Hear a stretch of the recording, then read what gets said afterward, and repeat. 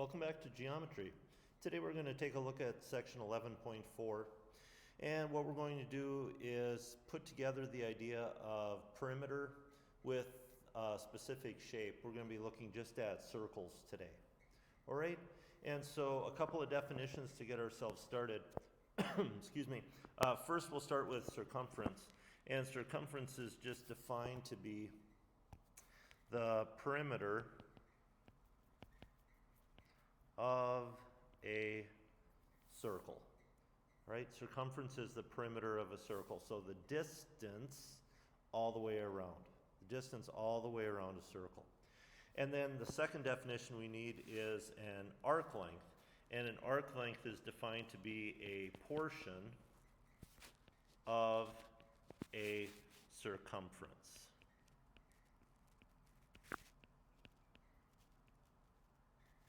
All right, so a portion of a circumference.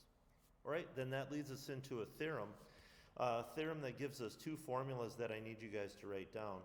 The formula for the circumference of a circle and the formula for the arc length of a circle.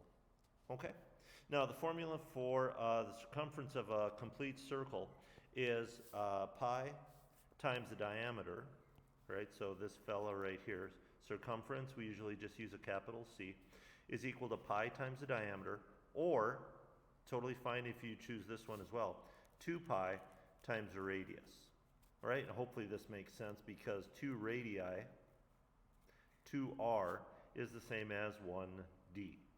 Okay, so just depending on what we're given in the problem, depending on whether we're given a radius or a diameter, we can choose one version or the other. Okay? Alrighty, and then the formula for arc length, a little more complicated, is theta divided by 360 times pi times d, or, and in fact probably helpful if I put in the or both here and here, just to remind everybody that you have a choice there. You have a choice when you're looking at these formulas. Arc AB divided by 360 degrees times pi times d. Okay, now the main thing I need to describe for everybody with my circle that I've drawn here is what theta is in the first version for arc length, or what we mean by arc AB. So I just need to sketch that out for everybody. So if I were to draw you guys a circle, and I tell you the center of the circle is located right there, and then we use 2 radii. We use 2 radii to create a portion of a circle. Okay, what we mean by theta then is that theta is the angle formed at the center. What we called in the previous chapter the central angle, the central angle. Okay, and then of course you guys know what d is in the first version of the formula. D is the diameter of the circle. Now AB, what that references is the arc measured from A to B in degrees. So this is if AB is measured in degrees. Okay? Alrighty. So we're just going to take a look at a few examples then of how we can calculate circumference and how we can calculate arc length. Alright, so here's a couple of circles, and the directions here ask you to find the circumference. In my number 1 example, I give you the diameter of a circle being 12 inches. So I hope it makes sense that if we're going to find the circumference, we use the version of the formula with diameter. So C is equal to pi times d. And what we can do is just simply replace d with 12.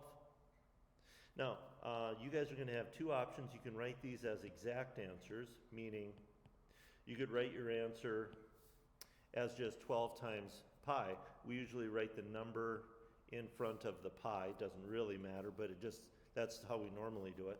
Or we can approximate this answer by approximating pi with our calculator. So 12 times pi. And if we do the approximation, please go to at least 1 decimal place. So we could approximate this as 37.7 inches. So this answer is called exact, and this answer would be called an approximation. So we can either approximate a circumference or find the exact value for the circumference. And you'll see that in your directions as you try the different problems. Okay, now my number 2 example gives you the radius of the circle instead of the diameter. So again, I hope it makes sense that we choose the other version for the circumference. So we choose the version that reads circumference equals 2 times pi times r. And we just fill in what we know. We know that the radius is 8. So again, we can write this as an exact answer by multiplying 2 times 8 and getting 16 pi millimeters. Or we can approximate this using our calculator, 16 times pi, rounded to probably, let's go with the tenths again. So this would be 50.3 millimeters. So again, please be able to do either one of those. Okay? All right, and then we can also ask you guys to find arc length. All right? Arc length is going to be a portion of the entire circumference. So in my number 1 example, I give you a central angle of 80 degrees and a radius of 4 and ask you for the arc length. So the whole formula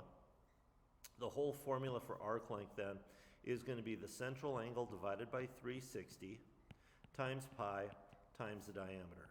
Okay, so here we go. The central angle then, guys, is 80. So we'll have 80 degrees divided by 360 degrees times pi. And if the radius is 4 centimeters, the diameter is 8 centimeters. Now technically what happens is the degree labels cancel top and bottom. And then we're left with a computation. And this time I'm going to choose to just give you guys the approximate arc length. So it's going to be 80 divided by 360 times pi times 8.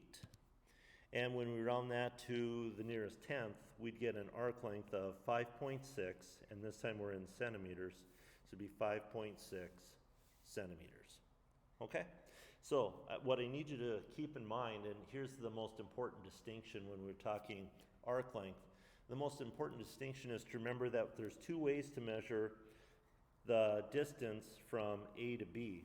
We can measure it in degrees, and please remember the measure in degrees is the same as the central angle, or we can measure it in linear distance units. So we could also measure it in centimeters, all right? So when we ask you to find arc length, we're always asking you to find the distance measure, okay? Let's buzz through one more there.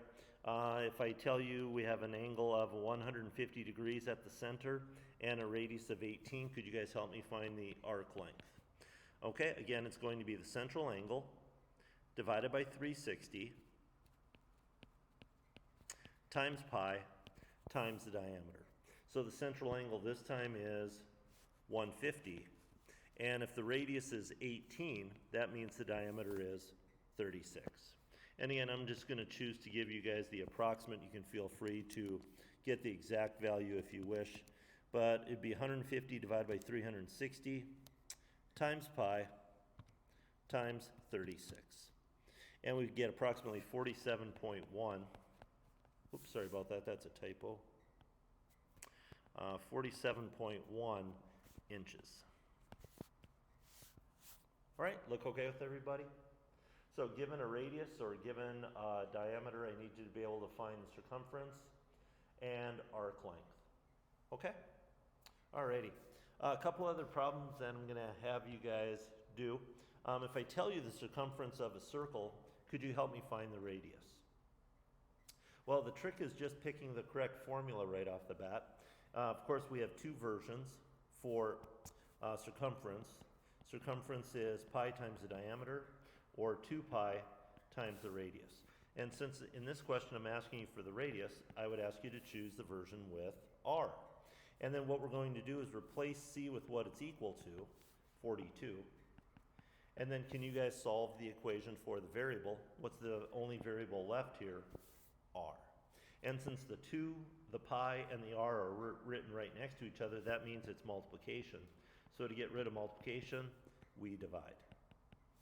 So the 2's and the pi's would cancel top and bottom. The radius would then be equal to 42 divided by 2 is 21 over pi. That would be the exact answer. Or if you'd rather approximate, 21 divided by pi to the nearest tenth would be approximately 6.7 meters. Okay? And of course, if we ask you for the radius, we could also ask you for the diameter. So if I give you the circumference of a circle being 29 centimeters and ask you for the diameter, then we just choose the formula with diameter. So I'm just going to choose the version that says C is equal to pi times D. And again, replace C with what it's equal to, 29 in this case, and then solve for D by getting rid of times pi by dividing by pi. So D is going to be equal to 29 divided by pi would be the exact answer. Let's see, we're in centimeters there.